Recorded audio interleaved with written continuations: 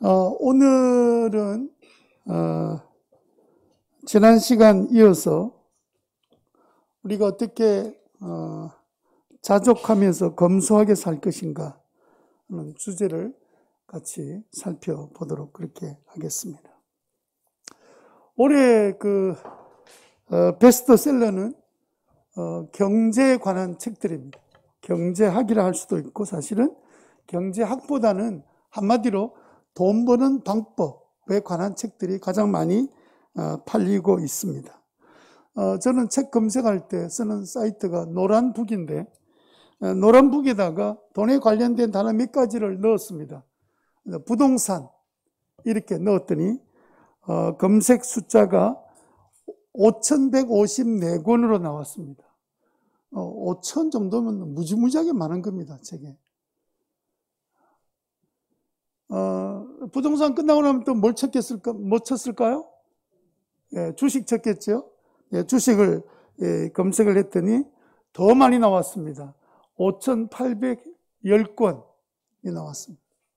그러니까 여러분, 사람들이 얼마나 돈 버는데 관심이 많은지 알겠죠? 만약에 돈에 관련된 모든 책들을 찾으면 어마어마한 책 숫자가 나오지 않을까 싶습니다. 사람들이 가지고 있는 소원이 뭐냐면 부자 되는 게 소원입니다. 부에 굶주려 있다.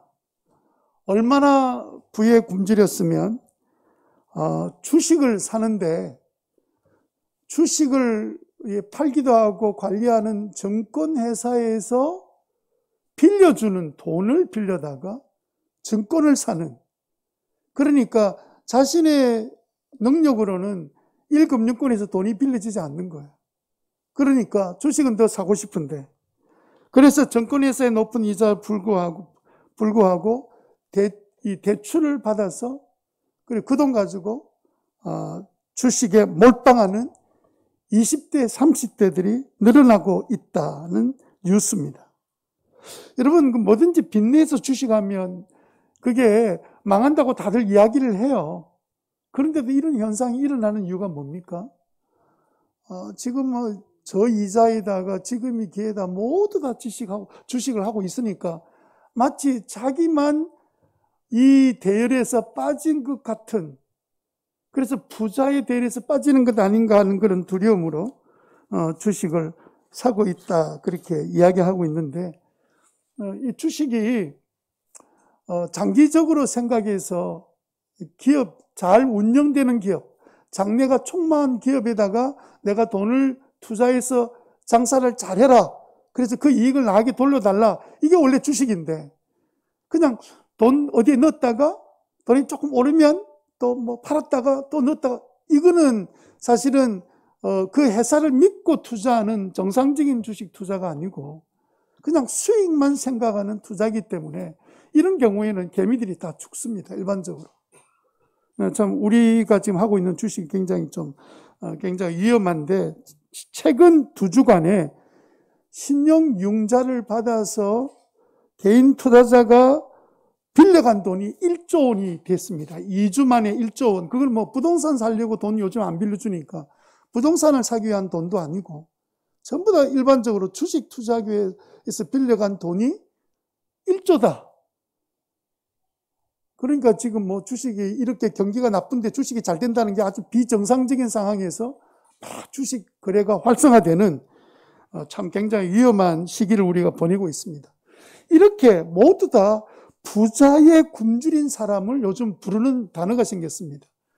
주린이, 주린이 이렇게 해서 부자의 주린이들이 많이 이 땅에 생겼습니다.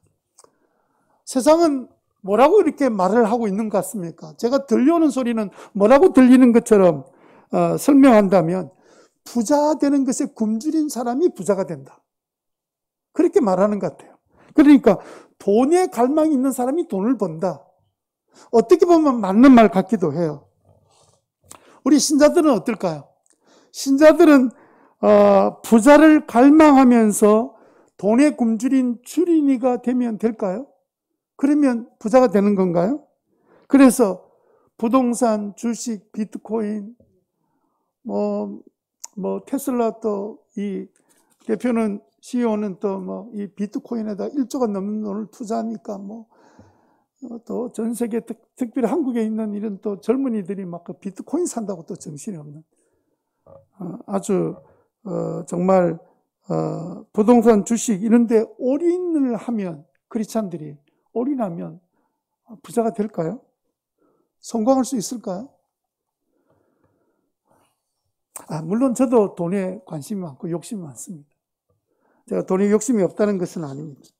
돈에 좀 신경 안 쓰고 이제 남은 목회를 마음껏 좀 해보면 좋겠다. 그런 마음이 들어요. 얼마 전에도 구치소에서 지금 애 둘이 데리고 있는 이 아빠가 이제 어떤 일로 이제 그 어려운 생활을 하고 있는데, 그래도 그 안에서 일을 해서 늘 20만 원, 30만 원 벌어다가 이제 애들한테 보냈는데, 코로나가 생기고 난 다음부터는 모든 작업이 끝이 난 거예요. 그래서 좀 우리 아이를 위해서라도 좀 돈을 좀 도와주시면 좋겠습니다. 근데 이게 형편이라는 것이 그렇게 잘 되지 않잖아요. 서울에 어느 큰 교회 권사님들 모임이 있는데, 권사님들 모임을 들으면서 참 부러웠습니다.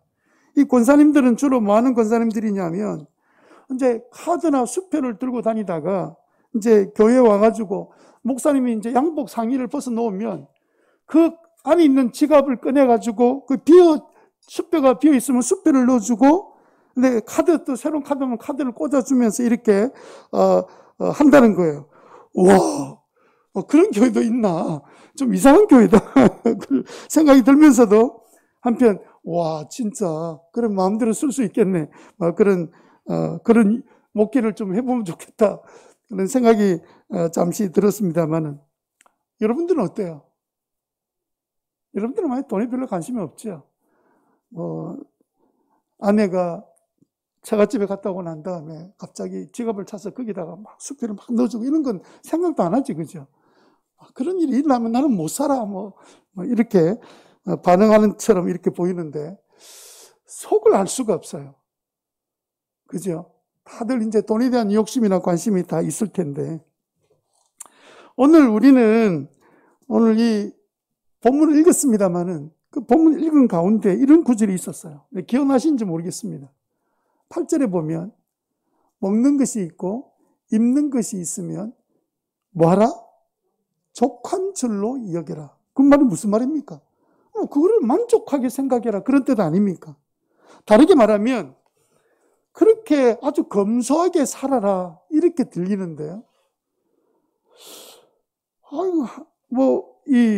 우리 보고 이게 도대체 이 구절은 어떻게 살라는 말인가? 돈도 벌지 말라는 말인가? 이게 그냥 먹고 입는 것 있으니까 그것은 이제 족하게 만족하며 살아라, 이제 이런 말인데, 그래, 그게 이제 자족하면서 만족하면서 살아야지, 이렇게 머리로는 이해가 되는데 제 마음 구석에는 뭔가 지금 이 마음이 잘 소화가 안 되는 거예요. 어떻게 살라는 말이지? 이제는 이제 신부처럼 살라는 말인가? 이제 이런 생각이 이제 드는 거예요. 도대체 그러면 제 안에는 하나님께서 말씀하시는 그 말씀과 다른 뭔가 제 마음이 있는 것 아닙니까? 제 마음에 뭐가 있는 거죠?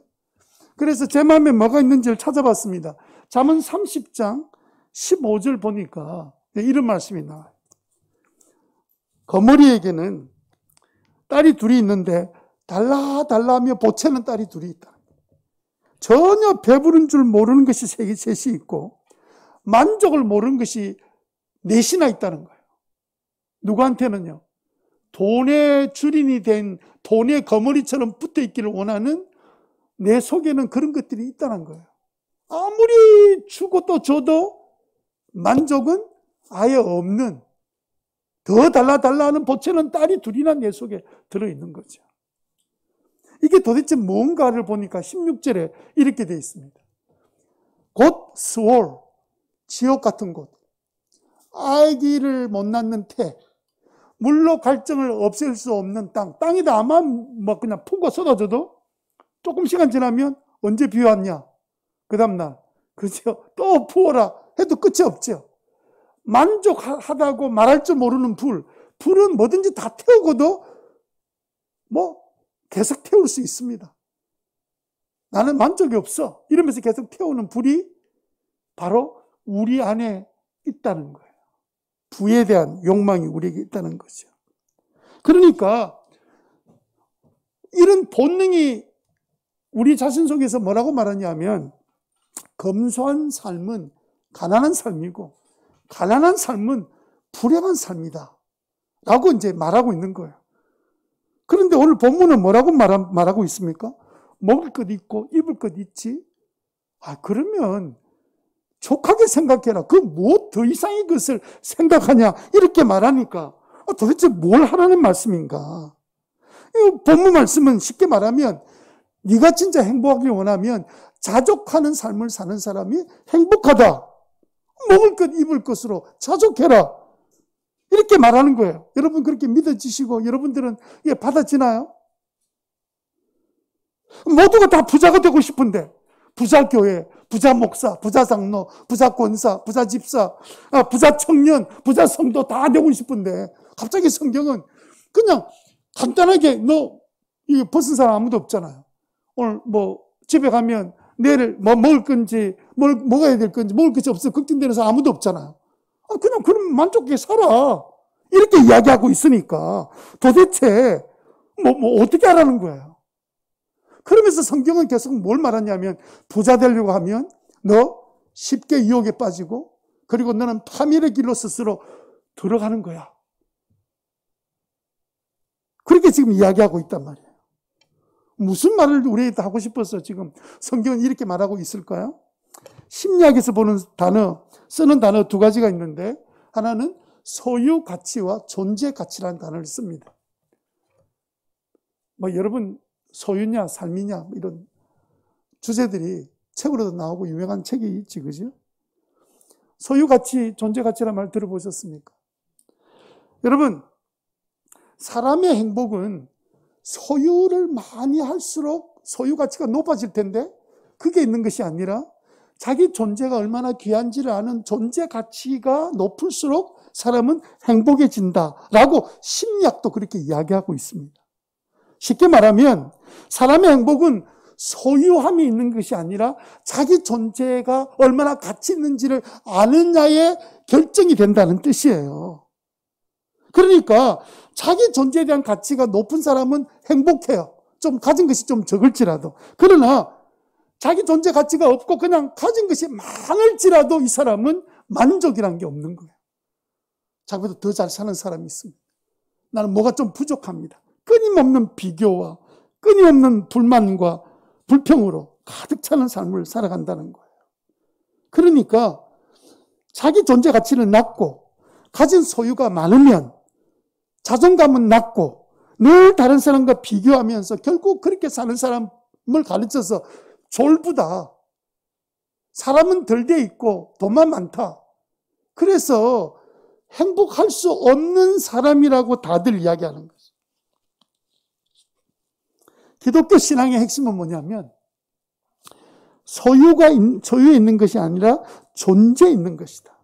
세상은 소유 가치가 높아지는 데 관심이 있고 그것을 삶의 목적, 부자 되는 것, 쉽게 말하면 그게 삶의 목적인데 성경은 우리에게 뭐라고 말하냐면 너 존재 가치가 높아져야 너 행복해질 수 있다. 만약에 소유 가치를 높여서 존재 가치는 낮고 그렇게 살면 너는 나중에 수많은 유혹에 빠져서 스스로 올무에 걸리고 나중에는 패망의 길로 갈 수밖에 없다라고 지금 성경이 우리에게 말하고 있는 거죠.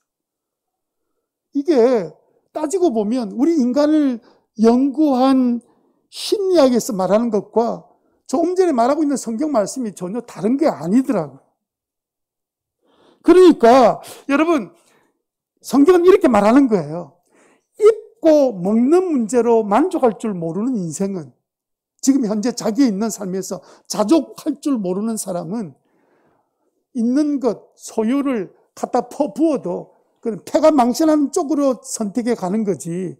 그 일을, 그 돈을 제대로 쓸 줄 모르는 인생이 될 수밖에 없으니까 결과적으로는 자기도 불행할 뿐만 아니라 모두를 불행하게 만든다는 것이 성경이 우리에게 가르쳐 주고 있는 교훈입니다. 그러니까 기본적으로 더 소유에 대해서 말하기 전에 제일 먼저 갖춰야 될 게 뭐냐면 너는 존재 자체에 대해서 자족할 수 있어? 만족해? 행복해? 나는 예수 믿기 전에는 그냥 소유 가치에 빠져서 세상에 빠져서 막 이렇게 살았지만 내가 예수님 만나고 난 다음부터는 나는 내 존재 자체가 어떻게 이렇게 행복한지, 하나님의 자녀 된 것이 얼마나 가치 있고, 예수님은 나를 구원하기 위해서 생명을 주셨는데 나는 얼마짜리냐? 1,000,000원짜리인가? 1억짜리인가? 10억짜리인가? 100억짜리인가? 아니, 나는 예수님짜리야. 예수님의 생명을 주고 나를 샀으니까 나는 그 돈으로 계산이 안 돼. 이런 자기 존재 가치가 높아진 사람은 주변에 돈이 이렇게 너절거려서 나를 유혹해도 저건 안 돼. 저 유혹에 빠지고 저 사기에 빠지면 나는 너무 공고한 인생이 될 거야. 알아서 안 가게 되는데, 소유 가치에만 몰빵한 사람들은 돈만 된다면 수단 방법을 가리지 않고 그걸 지려고 하기 때문에 결과적으로는 유혹에 빠지고 넘어져서 나중에 패망의 길을 간다는 뜻입니다. 그러면 물어봅시다. 여러분들은 존재 가치의 목표를 둘래요? 소유 가치의 목표를 둘래요? 제가 이름을 지적할 테니까 대답을 하시길 바랍니다. 여러분은 어디에 가치를 두고 살래요?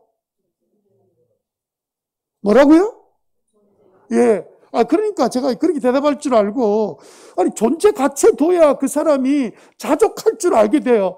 소유 가치를 가진 사람은요, 가지면 가질수록 계속 가져도 만족이 안 되고요. 내 옆에 내 친구가 더 잘 됐다 그러면 배가 아파서 그날 저녁에 잠을 못 자고요. 누가 또 형편없이 망했다 그러면 고소하다 근데 그럴 줄 알았다. 사람이요, 약한 사람이 한없이 밝고 자기보다 더 잘난 사람 앞에서는 비굴한 사람이 되는 것은 소유 가치가 높은 사람일수록 그렇습니다. 그리고 수단 방법을 가리지 않습니다. 돈이 된다 그러면 이것저것 다 해요. 그런데 존재 가치가 높은 사람은 돈을 버는 유혹이 찾아와도 그게 넘어가지 않습니다. 내가 저런 돈 때문에 나의 인격, 나의 삶을 허물어뜨려? 나 그런 짓 못해. 그러니까 여러분, 오늘 본문이 우리에게 뭘 말하냐면, 우리에게 부유함에 대해서 부유하지 말아라. 그렇지 않으면 부유할 수 없다. 그거 이야기하려고 하는 게 아니에요. 그러기 전에 너는 존재 가치로 높아져 있느냐, 아니면 여전히 존재 가치는 땅바닥인데 소유 가치에 보통 세상에 부유하려고 애쓰는 자에 머물러 있기 때문에 패망의 길로 가고 있느냐, 너 어떤 자로 살고 있냐, 그건 묻는 거예요. 왜냐하면 존재 가치가 있는 사람이 소유를 갖게 되면 그것을 선한 일에 쓸 수 있지만, 소유 가치만 있는 사람은 물질이 생겨도 썩어 빠져도 남에게 절대로 나눠주지 않습니다. 그러니까 검소하게 살 이유가 없는 거예요. 여러분, 검소는요, 가난한 사람은 없기 때문에 검소할 수가 없습니다. 있는 사람이, 존재 가치가 높은 사람이 있을 때 그것을 검소하게 살 줄도 아는 거예요. 왜? 검소해서 아낀 돈으로 더 가치 있는 일에 내가 그 일을 쓸 수 있기 때문에. 근데 소유 가치 있는 사람은요, 오직 자기가 즐기는 것밖에는 쓸 생각이 없어요. 그렇죠? 지금 그 이야기 하는 거예요. 현재 너 먹었지? 입은 너 있지? 그러면 너 만족할 수 있어? 예, 저는 하나님 자녀니까 저는 얼마든지 만족해요. 그럼 내가 너한테 물질을 맡겨도 너 다른 유혹에 빠져서 그 돈을 허랑방탕하게 쓰지는 않겠구나. 그러면 넌 정말 가치 있는 나라를 위해서 써봐. 그 이야기 하는 거예요, 지금. 우리 보고 가난하게 살라는 뜻이 아닙니다. 그래야만이, 자족할 줄 알아야만이 검소한 삶을 살면서 가치 있는 일에 쓰여지는 인생이 되기 때문에, 그래야 행복할 수 있기 때문에. 그래서 오늘 여러분들에게 자족과 검소가 따로 노는 것이 아니라, 자족하는 사람이 검소하게 살 수 있고요, 가치 있는 일을 위해서 살아갈 수 있다 면에서 오늘 이 말씀을 같이 살펴보려고 합니다. 첫 번째 생각할 것은 뭐냐면, 우리가 만약에 자족할 줄 모르고 검소하지 않게 살면 어떤 일이 생길까요? 보통 일반적으로 부자 되기만 바라고 살아가는 삶이 되면 어떤 일이 될까요? 첫 번째 일어나는 일은 뭐냐면, 큰 손해를 당합니다. 큰 손해를 당합니다. 9절 한번 읽어봅시다. 9절 같이 읽겠습니다. 시작. 그러나 부자가 되기를 원하는 사람은 유혹과 올무와 여러 가지 어리석고도 해로운 욕심에 떨어집니다. 이런 것들은 사람을 파멸과 멸망에 빠뜨립니다. 그러니까 오직 소유 가치만 높이려고 하는 사람, 그런 사람은 쉽게 유혹에 빠지고 올무에 빠지고, 그래서 어리석고 해로운 욕심에 떨어져서 나중에는 자기뿐만 망하는 게 아니라 주변에 있는 모든 가족들까지 고통스럽게 한다. 그래서 여러분, 자족할 줄 모르는 사람이 겪는 고통이 뭐냐면 돈 때문에 늘 고통을 당합니다. 편안한 날이 없습니다. 늘 돈으로 인한 근심으로 자기 몸을 찌릅니다. 괴롭습니다. 한 번도 행복을 느껴보지 못한 거예요. 여러분, 행복이란 것은 내 존재가 얼마나 귀한지를 알 때 행복해지는데, 자기 존재 가치는 땅바닥이고 그냥 있는 돈 때문에 돈을 더 벌려는 그 생각만 있으니까 그런 사람이 행복해질 리가 없죠. 왜 자족하지 않으면 파멸과 멸망으로 빠지게 될까요? 그것은요, 성경에 나온 것처럼 돈의 유혹에 스스로 끌려가다가 올무에 딱 덫을 한 데다가 그 덫에 그냥 자기 덫에 있는지도 모르고 그냥 발을 디디고 밟아서 결국은 욕심의 구렁텅이에 빠져가지고 헤매는 인생 사니까 그렇게 될 수밖에 없는 거죠. 여러분, 야고보서 1장 14절 말씀, 15절 말씀, 14절, 사람이 시험을 당하는 것은 각각 자기의 욕심에 이끌려 게임에 빠지기 때문입니다. 15절 재밌는 말이 나와 있습니다. 욕심이 잉태하면 죄를 낳고 죄가 자라면 죽음을 낳습니다. 여기 잉태한다는 말, 여러분, 뭔가가 잉태하려면 그냥 우리 이제 사람으로 말하면 아이가 태어나려면, 잉태하려면 누가 있어야 돼요? 남자와 여자가 합쳐되죠. 그래서 원래 이 헬라 단어가 뭐냐면, 잉태하다는 말은 둘이 하나로 합치는 것, 이게 이 뜻입니다. 잉태한다는 뜻이. 재밌게도. 그러니까 뭐냐면 14절에 보면 유혹이 찾아옵니다. 이렇게 하면 대박 터져요. 돈이 돼요. 부자가 돼요. 뭐 이런 게 막 유튜브에 천재백과리 나올 겁니다. 막 이러면 막 주식 터집니다. 막 온갖 것들이 다 나올 겁니다. 그런 유혹들이 막 나오면 내가 그런데 욕심이 없는 사람, 그런 사람은 와도 막 별의별 뉴스가 별리 다 뜨고 있네. 저렇게 부자 될 것 같으면 나는 이미 갑부가 됐겠다. 그게 별로 동요가 안 되는데 내 욕심이 딱 같이 합쳐지게 되면, 유혹과 여기에 딱 합쳐지면 그때부터는 뭔가 하나 생산이 되는 거예요. 그 결과가 죄입니다. 그 죄된 상태에서 계속 지속되면 죽음을 낳는다, 그 말은. 주변에 아무리 유혹거리가 많아도 내가 자족할 줄 아는 인생으로 살면 별로 그렇게 눈을 돌리게 만들 수는 있지만 내 마음을 결정하도록까지는 흔들어 놓지 못합니다. 그런데 내가 자족함이 없이 늘 돈, 부자, 이 생각, 소유 가치밖에 없는 사람은 뭐가 된다는 말이 들리면 될 것처럼 보이는 거예요. 모든 게 사기인데도 불구하고. 그래서 그런 갈망 있는 사람이 사기에 빠지고 유혹에 넘어지게 된다는 거예요. 그러므로 우리가 자족하지 않으면 유혹에 넘어질 수밖에 없다. 따라합시다. 자족하지 않으면 유혹에 넘어간다. 시작. 네, 김영석 교수님이 썼던 행복의 습, 제가 이 설교 준비하면서 이 책을 한번 다 훑어보면서 혹시 이분이 어떤 생각을 갖고 있나, 지금 자족, 이런 보니까 좋은 사건 한 가지를 적어 놓으셔서 여러분에게 소개하는 거예요.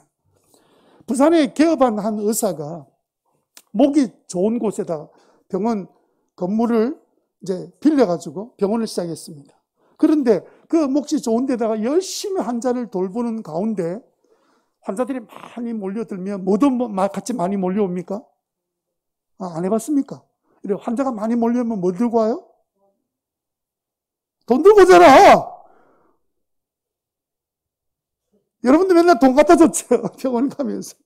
그러니까 막 이러니까 이제 이게 수입이 어느 정도 이제 되면서 이제 다른 사람 친구들이 볼 때, 야, 니 성공했다. 요즘 개업해도 잘 안 되는데 이렇게 칭찬을 하고 막 부러워하는데 요쯤 되면 자족하면 되잖아요.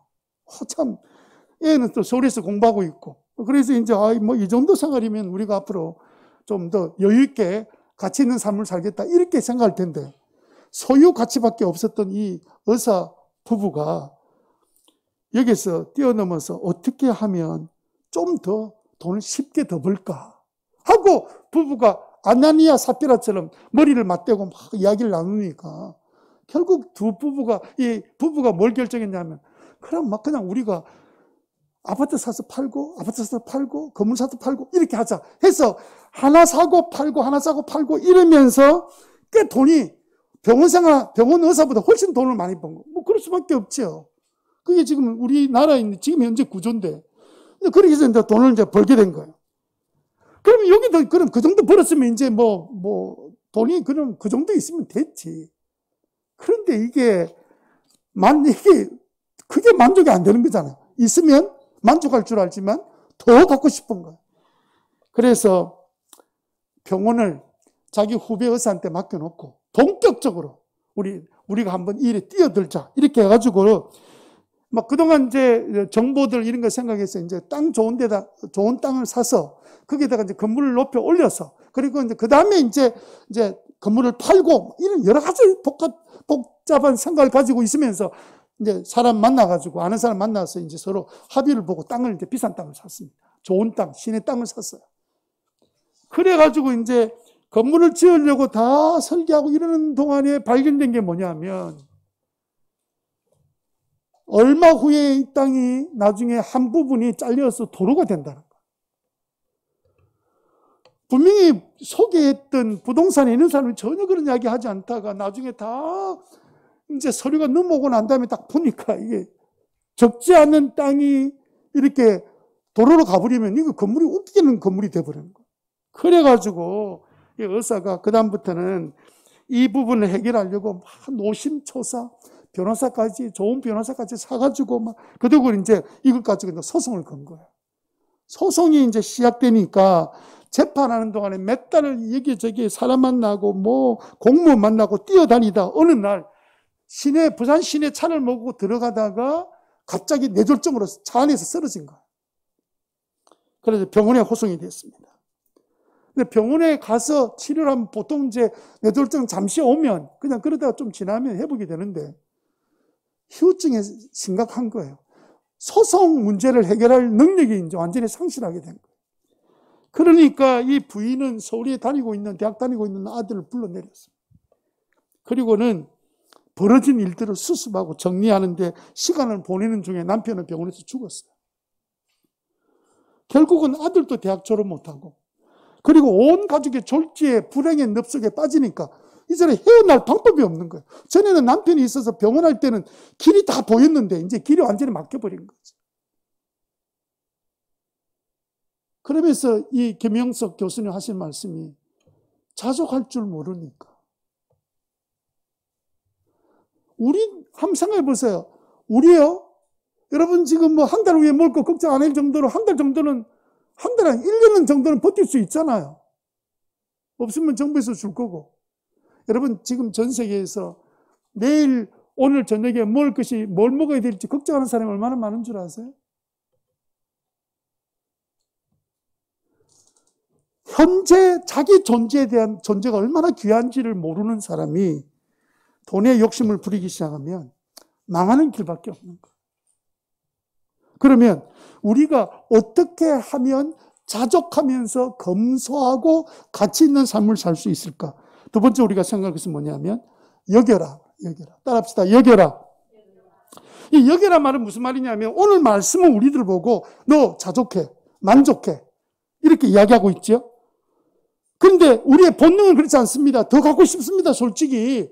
남들 진짜 부동산 아파트 사가지고 다시 내팔고 서울에서 그냥 1년 만에 4억 벌었다 이러니까 그러면 1년 전에 내가 아파트 하나 사놓을 걸. 여러분 4억이라는 돈을 벌려고 그러면 몇 년 일해야 됩니까? 이거 웃기는 공화국이죠. 예?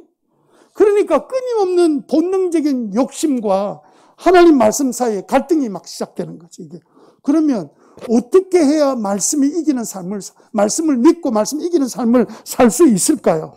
쉽게 말하면 어떻게 해야 진짜 우리 생각에는 여전히 그래도 돈 많아야 행복해지는 거야. 이런 소리를 막 지르고 싶은데 교회에서 지르다가는 믿음 없는 사람으로 보일까 싶어서 말을 못하고 속으로는 그 계속해서 내 안에 있는 본능으로 계속해서 우러나오는 이 두 가지 생각이 말씀에 손을 들어줘야 될지 내 본능에 손을 들어야 될지 이렇게 갈등하고 있을 때 그때 이기는 방법이 뭐냐면 여겨라는 것이죠. 뭘 여겨요? 8절 보십시오.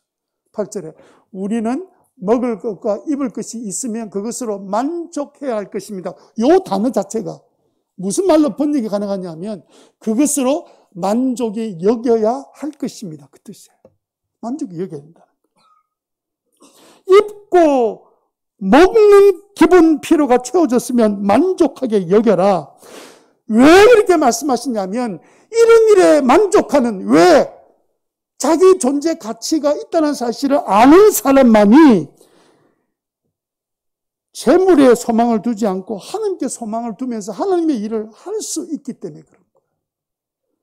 그래서 여러분 두 가지로 나누어서 설명해 드릴게요. 어떻게 만족할 수 있을까? 첫 번째 단계는 뭐냐면 우리 안에 있는 여전히 비어있는 나의 욕망의 이 빈 부분에 무엇으로 채워야 돼? 돈으로 꽉 채우고 싶은데 그 돈으로 채우지 말고 뭘 채우라고요?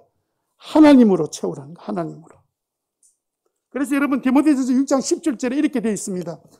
자, 한번 읽어봅시다. 시작. 그대는 이 세상에 부자들에게 명령하여 교만해지지도 말고 덧없는 재물에 소망을 두지 말고 오직 우리에게 모든 것을 풍성히 주셔서 즐기게 하시는 하나님께 소망을 두라. 뭐에 소망을 두지 말고 재물에 소망을 두지 말고 무엇에? 하나님께 소망을 소유 가치에 목을 걸지 말고 존재 가치에 목숨을 걸어라. 그 이야기입니다. 그러면 우리가 하나님으로 빈속을 내가 채운다는 것을 어떻게 채울까요? 여러분 6절에 보니까 이런 말씀 나옵니다. 자족할 줄 아는 사람에게는 넘겨주세요. 6절입니다. 자족할 줄 아는 사람에게는 경건이 큰 이익을 준다는 거예요. 그런데 자족할 줄 모르는 사람, 부유하려고 하는 사람에게는 오히려 경건이 유익이 되지 않습니다. 나중에 자기를 속이게 만들어 주게 됩니다. 그래서 자족할 줄 아는 사람, 이제는 나는 먹고 입는 거 있으니까 나는 좋게, 괜찮아, 나는 행복한 사람이야. 이렇게 여기는 사람에게 경건 생활은 엄청난 이익을 갖다 준다는 거예요. 그러면 어떻게 경건의 삶을 살아야 됩니까? 그래서 그 이야기를 조금 전에 17절 재물에 소망 두지 말고 하나님께 소망을 두라는 그 다음 18절에 이렇게 구체적으로 설명하고 있습니다. 경건하게 살아가는 삶의 방법. 같이 한번 읽어봅시다. 시작. 또 선을 행하고 좋은 일을 많이 하고 아낌없이 베풀고 즐겨 나누어 주라고 하십니다. 이게 가장 행복한 길이고 이것이 이루어질 수 있다면 우리 인생의 목표로 삼으라는 거죠. 이게 존재 가치를 가장 높이는 방법이고 행복한 길이다 라고 우리에게 말씀해 주시면서 그 방법을 제시해 주셨습니다. 여러분 공부하는 이유, 일하는 이유, 직장 다니는 이유, 그 이유가 뭐냐면 내가 소득을 가져서 기본적인 나의 삶을 살고, 검소하다는 말은 지나치게 낭비하거나 사치하지 않는다는 뜻이잖아요.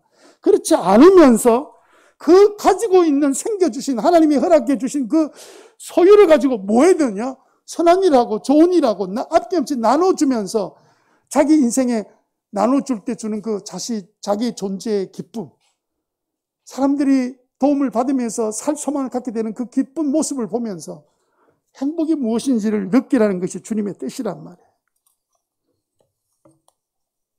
여러분 이거는 이미 구약을 우리가 공부를 해보면 하나님께서 이 방법을 미리 이스라엘 백성들에게 살라고 말씀해 주셨습니다.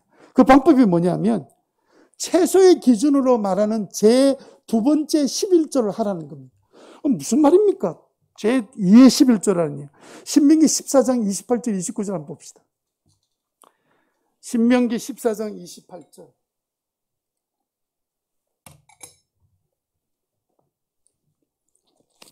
당신들은 매 3년 끝에 3년이 딱 끝나고 난 마지막 때 그 해에 난 소출의 11조를 다 모아서 성 안에 저장해 두었다가 29절에 당신들이 사는 성 안에 유산도 없고 차지할 목도 없는 레위 사람들이나 떠돌이나 고아나 가부들이 와서 배불리 먹게 하십시오. 그 돈을 모아다가 그러면 당신의 하나님께서 당신들이 경영하는 모든 일에 복을 내려주실 것입니다. 이렇게 부자가 되라는 거예요. 부자를 목표로 삼지 말고 하나님께서 이렇게 검소하게 살면서 받은 이익을 많은 사람, 이웃들에게 나누어 주기 시작할 때는 하나님이 우리가 하는 일에 복을 주셔서 복되게 해 주시겠다는 거죠. 바로 이게 이스라엘 백성들에게 명예했던 두 번째 11조입니다. 이게 무슨 말이냐, 이런 거예요. 3년에 11조는 늘 하는 거지만 10분의 1을 드리는 거지만 두 번째 11조는 뭐냐면 3년에 한 번 11조를 내는데 이것을 계산으로 한다면 30분의 1조입니다. 쉽게 말하면 우리가 30일이 한 달로 계산한다면 한 달 버는 동안에 우리가 11조를 드리지만 그중에 하루 몫은 없는 사람을 위해서 드리라는 것이 이 두 번째 11조의 개념이에요. 그래서 내가 한 달 동안 번 수입 중에 하루치는 내가 벌어서 내 주변에 어려운 사람을 위해서 내가 써라. 그러면 너가 경영하는 모든 일에 내가 복을 내려줄 것이다. 그러니까 우리가 생활하는 것이 검소하게 생활하는 가운데 저축된 것으로 나눠주는 삶을 살아라. 이게 성경이 우리에게 가르쳐주고 있는 거죠. 자, 혹시 여러분 그 바카스 아시죠? 어느 제약회사 겁니까? 상당히 머리가 좋으신 분인데 그 동아제약 잘 모르는데 동아제약에서는 바카스입니다. 바카스 드링크가 나와가지고 바카스가 완전히 평정을 해버렸습니다. 그 전까지 한국의 최고의 제약회사는 여러분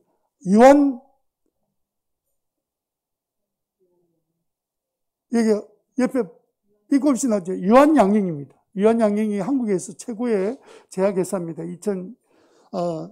1927년도부터 시작해서 시작한 기업, 개인 기업으로 시작해서 이제 지금까지 제약회사에서 가장 최고의 회사로 했다가 동아제약에서 바카스를 만들고 판매량이 급증하면서 히트를 치면서 선두 자리를 빼앗기는 위기가 왔습니다. 이때 그 유한양행의 그 임직원들이 모여가지고 바카스를 대응하는 드링크를, 그 당시에는 바카스 나오니까 뭐 구론산 D, 뭐 그 다음에 원비 D, 온갖 것들이 나왔습니다. 하여튼 우리나라에는 수백 가지는 나왔을 거야. 별도 들어보지 못했던 드링크 종류들이 막 나왔습니다. 그래서 여러분 가끔 어디 뭐 단체로 관광이나 다른 데 가면 갖다 주는 이름도 모르는 드링크들을 막 나눠 주시는, 마셔본 적이 있는지 모르겠는데, 그러니까 이 임직원들이 바카스를 대응하는 그 최고의 제약회사였는데 우리가 드링크제를 만들자 이랬더니 그때 그 CEO가 누구였냐면 유일한 박사였습니다. 그 유일한 박사가 딱 한마디로 거절했습니다. 거절했던 말이 뭐였냐면 설탕물 같은 드링크제를 약이라서 속여 팔란 말이냐? 원래 그 드링크 같은 이제 이 바카스는 순간적으로 이렇게 기분이 좋게 만들어주는 당분, 카페인, 타우린 이런 것들을 섞어서 만든 드링크예요. 사실 어떻게 보면 약은 아니죠. 그래서 많이 마시면 안 됩니다. 그걸 중독성이 있는 부분에. 그래서 그걸 어떻게 자기가 제약회사 운영하는 CEO가 이거는 말도 안 되는 이거를 어떻게 하냐고 단번에 거절했습니다. 국민을 속이는 일을 하면 안 됩니다는 생각이에요. 왜냐하면 유일한 박사는요, 철저히 청지기 정신으로 삶을 살아왔던 사람입니다. 제약회사는 사람 살리는 곳이지 돈 버는 기업이 돼서는 안 된다. 철두철미하게 지켜왔던 사람. 이 사람은 제가 볼 때 알고 있는 사람 가운데 존재 가치가 가장 높은 사람 중에 한 사람.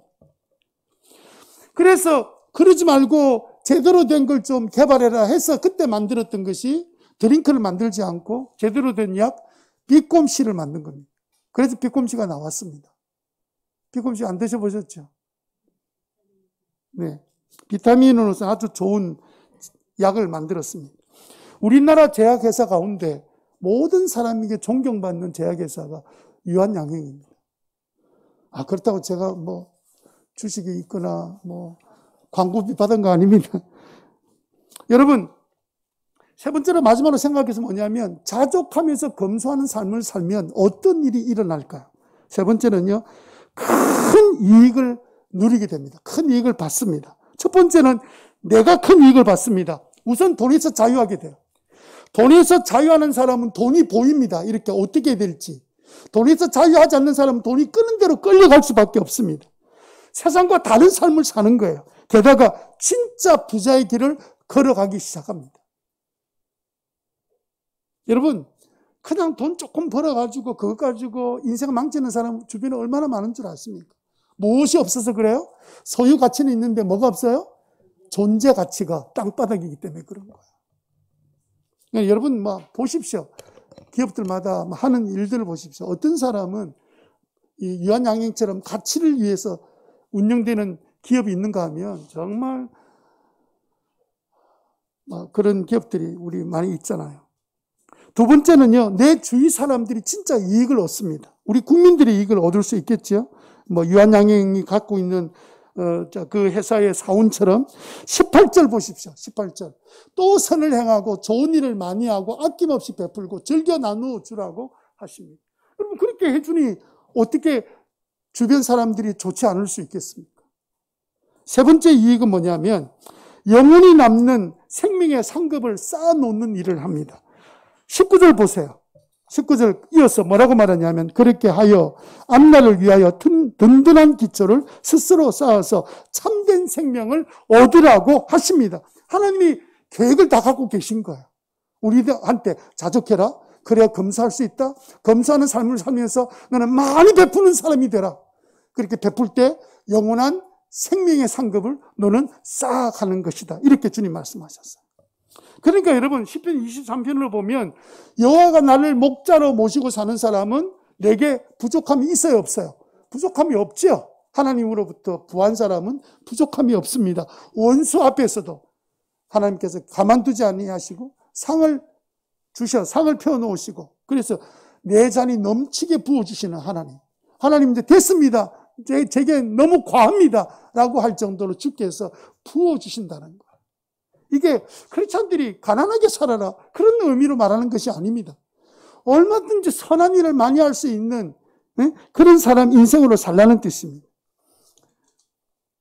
그래서 오늘 저는 이야기 나온 김에 유한양행 유일한 박사의 삶을 잠깐 설명해 드리고 말씀을 정리하겠습니다. 자, 우리나라 4대 유인 누군 줄 아세요? 4대 유인. 우리나라 4대 유인. 자, 한번 이야기 한번 해보세요. 틀려도 괜찮으니까. 예? 예, 세종대왕. 맞습니다. 세종대왕은 첫 번째, 우리나라 유인 중에 한 사람. 존경받는. 두 번째, 네, 안중근 의사. 예. 세 번째, 예순 장군 아까 안 나왔나? 나왔죠. 그 다음에 또, 이상하다. 이게 일부 예비 때는 제일 먼저 나왔는데. 세종대왕, 이순신, 안중근 의사. 네 번째 누굴까요? 신호동에 있는 전영무 목사, 이렇게 하면 그건 너무 아부하는 사람입니다. 말도 안 되는 이야기 하지 마시고. 네 번째 누굽니까? 예, 유일한 박사입니다. 이거는 제 이야기가 아니고 위키백과에 나와 있는 내용이에요. 일반적으로 학교 교과서도 수도 없이 나왔고요. 책에 나와 있는 인물입니다. 젊을 때 유일한 젊은 사진인데요. 여러분, 유일한 이러니까 잘 모르겠죠, 그죠? 유일한. 근데 여러분, 혹시 유한양행은 아실 테고, 저 뒤에 있는 그림, 유한양행 아시죠? 유한 킴블리는 아시죠? 그 안티프라민은, 예?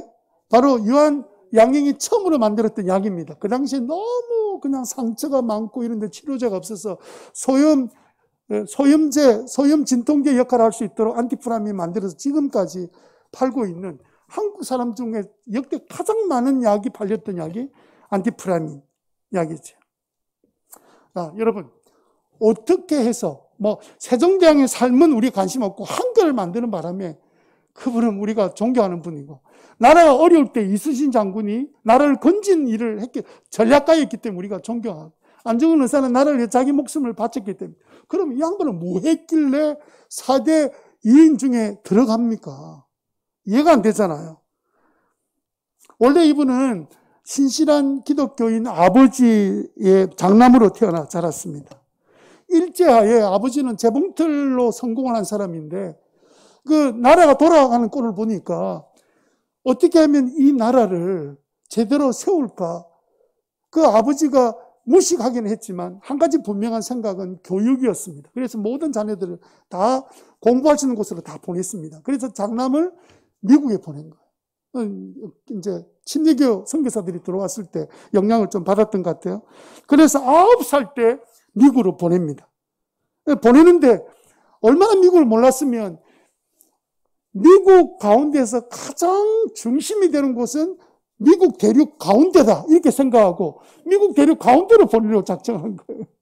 뉴욕도 아니고 워싱턴도 아니고 그렇게 아무것도 모르는 사람이 미국 선교사나 미국 선교사들이 와서 했던 일들을 보고 이제 그 미국의 교육시키러 이제 보냈던 것이죠. 그때 인솔했던 박용만 독립운동가가 데리고 갔었는데 이란이 어린 아이가 달러로 바꿔준 그 돈 갖다가 잃어버렸어요. 그래가지고는 박용만 씨가 어떻게 했냐면 미국의 네브래스카라는 그 주에 있는 한 자매, 믿음이 신실한 테프트 자매라고 결혼도 안 한 자매였는데 이 자매와 알게 되고 해서 이 자매의 이 사실을 알려주고 그 자매가 입양을 했어요. 자, 부모들이 한국에 있는데 이제 와서 미국에 온 이유를 아니까 그래서 집에서 키우면서 이제 어린 시절을 보내는데 이 테프트 자매는 청교도인입니다. 아침 일찍 일어나서 먼저 성경 읽고 기도하고 하루 종일 밭에서 일을 성실히 일하면서 검소하고 성실하고 정직한 이 자매 밑에서 초등학교 시절을 지내게 돼요. 아버지 나라 사랑하는 그 믿음, 이게 두 가지가 유일한을 만들었습니다. 외국까지 가서 혼자 있으면서 그 외로울 때마다 아버지가 부탁한 말씀을 기억하고 이러면서 공부를 하게 되고 미국 대학을 나오게 되고 식품 사업에서 성공을 하게 됩니다. 그런데 아버지가 1926년에 조국을 위해서 돌아오느라 해서 모든 거 다 청산하고 그리고 종로 2가에다가 유한양행을 설립해서 시작했습니다.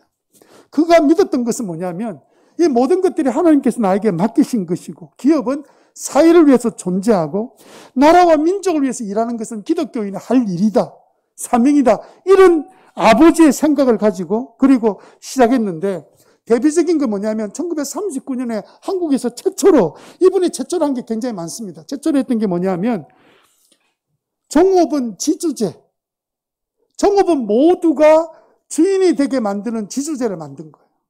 그래서 지금까지 한 번도 노사 분기 없는 회사가 유한양행입니다. 아니 자기가 주인인데 괴물을 왜 해요? 웃기는 일이지. 우리 권사님 계시지만 식당하면서 식당하는 주인이 괴물 월급 올려라 웃기는 일이잖아요. 자기가 올리면 되지. 그러니까 이런 일을 처음으로 시작했던 사람이에요. 철저한 생각을 가지고 그 다음에 정직하게 세금 철저히 정리해서 내고 더 내게 만들었습니다. 이분은 세금을 더 냈던 사람입니다. 뭐 지금 다 이야기할 수는 없지만 1968년도에 박정희 정권이 이제 부정부패 단속한다 해서 기업마다 다 세무조사할 때 기업들을 때려잡을 기업들을 찾고 있을 때 그때 배후에서는 정치 자금을 요구했습니다. 그런데 이분이 성격상 정치 자금 줄 리가 없죠. 성자금 나는 못 준다. 그러니까 그때 있었던 엄격한 세무조사를 집중해서 유한양행에 집중했습니다. 세무조사원이 했던 말입니다. 아무리 털어도 먼지 한 털 안 나오는 사람이 진짜 있구나. 우리는 그러면 먼지 털면 먼지 안 나는 사람 한 사람도 없다 그렇게 늘 이야기하잖아. 세상에 세무조사원이 아무리 털어도 먼지 한 털 안 나오는 사람이 진짜 있구나. 여러분 그것이 알고 싶다에 나왔던 그 당시 유한양행 세무조사를 했었던 김만태 세무감찰팀장이 그 당시 있었던 일을 증언하면서 이런 말을 했습니다. 20일 동안 조사했답니다. 여러분 세무원 가면요 하루 이틀이면 끝나요 모든 게. 20일 동안 조사했다는 말은 뒤질 거 다 뒤지고 땅바닥 같이 팠다는 이야기입니다. 그런데 그때 한 말이 뭐냐면 세상에 한국에 이런 업체가 어딨냐. 20일 동안 세무조사했는데 전혀 탈세, 탈루 흔적도 없을 뿐만 아니라 내지 않아도 되는 세금을 찾아서 세금을 낸 사람. 그분 생각이 그런 거예요. 나라가 소방서를 짓는데 소방서는 국민을 보호하는 그래서 소방서를 짓는데 소방서 없으면 국민이 화재 나면 다 죽을 수밖에 없어서 우리는 세금을 내야만이 소방서를 더 많이 세울 수 있다. 그렇게 믿는 사람이었어요. 자, 몇 개월 동안 세무조사 계속 지나고 난 다음에 이 보고를 들었던 박정희 대통령이 이런 소식이 다 퍼지고 난 다음에 감추고 지나갈 수 없어서 그러면 오히려 훈장감이다 하고 훈장을 줬던 것이 1968년도에 동탑 산업 훈장을 받았습니다. 세금 조사에서 잘못된 것이 하나도 없어서 주었던 훈장입니다. 그리고 1969년에 그 다음에 이분이 이제 노안으로 이제 경영에서 은퇴하게 되었을 때 은퇴하는 방법을 전문 경영인 제도를 도입했습니다. 우리 식구들, 자녀들 안 된다. 처음 회사에 들어와서 처음부터 시작해서 계속해서 올라왔던 사람 중에 한 사람이 경영해야만이 회사를 제대로 경영할 수 있다 해서 전부 다 내부 승진입니다. 내부에서 다 평사원으로부터 시작해서 지금도 이정희 대표라고 2020년 시작됐는데 이분도 평사원으로 입사해서 승진한 사람. 그러니까 거기 있는 일하는 사람은요, 자기 회사니까 소망이 있는 거예요. 왜? CEO까지 올라갈 수 있으니까 자기 능력에 따라서. 집안에 해먹는 게 아니니까. 그렇게 해서 6년 딱 그 CEO 하고 나면 무조건 자동으로 퇴임하게 만들어 놨습니다. 이제 문제는 뭐냐면, 유일한 박사의 고민은 뭐냐면, 그 유한양양하는 동안에 자녀들도 들어와 있죠. 친척들이 다 들어와 있었습니다. 그런데 이들을 전부 다 해고하기로 마음이 결정한 거예요. 이들이 있으면 세월이 지나고 나면 칼기 사건처럼 분명히 생길 거다. 대한항공처럼 알력 다툼, 파벌 다툼 이러면 회사가 안 된다. 전문 경영인이 할 수 있도록 전부 다 해고시키기로 결정했습니다. 그래서 자기 집안의 자녀들부터 시작해서 친척들에게 꽤 적지 않는 돈을 주어서 전부 다 퇴직금 넉넉히 주어서 해고를 시켰습니다. 그랬더니 아들 유일선 씨, 동생 유특한 씨가 유일한 씨를 대상으로 퇴직금 반환 소송을 건 거예요. 이유는 뭐냐면 본인들이 이미 회사에서 다 받았고 퇴직금이 너무 많다는 거예요. 그래서 회사에다 전액을 다 우리는 충분히 살 수 있으니까 이것을 제대로 회사가 운영을 해달라, 사회를 위한 운영을 해달라고 퇴직금 반환하려고 하는 회사가 안 받는다니. 엉뚱한 소리 하지 마라. 안 받으니까 할 수 없어서 소송을 걸었는데 소송을 맡은 판사가 세상에 무슨 이런 집안이 다 있노? 돈을 퇴직금이 많다고 돌려주기 위해서 안 받으니까 소송까지 열어서 대한항공 지난번에도 그 집안 재판할 때 그때 판사가 들었던 케이스가 이 케이스였습니다. 아니 유한양행은 자녀들 다 그 받아도 돌려주려고 소송 걸었는데 이놈의 집안은 맨날 저들 형제끼리 싸우고 자매끼리 형제 자매가 싸우고 그런 이야기를 늘 재판 때마다 덜먹거리는 회사가 유한양행이에요. 71년 3월 11일 날 자기 재산을 사회에 다 기부하라는 유언을 남기고 소천할 때 그때 자기 딸한테는 손녀가 있었는데 딸의 손녀가 있었는데 손녀에게는 1만 달러 대학 졸업할 때까지 학자금 그 다음에 유일선 대학 졸업시켰으니까 니는 자립에 살아라 하고 하나도 물러주지 않았습니다. 소유 주식 전체를 한국사회 및 교육 원조 신탁기금에 다 기탁했습니다. 그분이 평생 사회에 환원한 돈이 거진 한 8천억 원 되는데 전부 다 자기 다 내놓고 갔습니다. 원래 그분이 갖고 있는 생. 그래서 그 자녀들도 지금도 모든 자녀들이 받았던 이익이나 이런 것들을 사회를 다 환원하는 특이한 가정으로 지금도 살아가고 있습니다. 그러면 이 가정이 불행한 가정이 됐습니까? 검소하게 살아서? 정직하게 살아서 망했습니까? 온 사회, 제약회사에 있는 모든 사람이 다른 회사는 믿지 않아도 유한양행은 다 믿습니다. 재판에서, 재판정에서도 그 이야기를 하고 있습니다. 믿지 않는 사람. 그래서 여러분, 우리가 행복하게 사는 길은 돈을 목표로 삼고 살면 망하는 길로 가요. 왜냐하면 돈을 결국은 목표로 삼으니까 수단과 방법을 가리지 않게 되지만 존재 가치, 나는 하나님의 자녀다. 하나님 나라를 가장 귀한 사람으로 만드셨다. 하고 자기 현재 있는 삶에 자족할 줄 아는 사람은 검소하게 살 수도 있는 거예요. 검소하게 살아서 뭐 하려고요? 오늘 본문처럼 많은 선한 일을 행하고 나누어주고 주어서 기쁘고 그러면서 가정이 세워지고 자녀가 세워지고 그러면서 세상에서 모든 사람들에게 존경받는 영원한 것을 준비하는 믿음의 삶을 사는 그 삶을 우리에게 살라고 자족하며 검소하는 삶을 살아라. 그것이 오늘 우리에게 주시는 말씀입니다.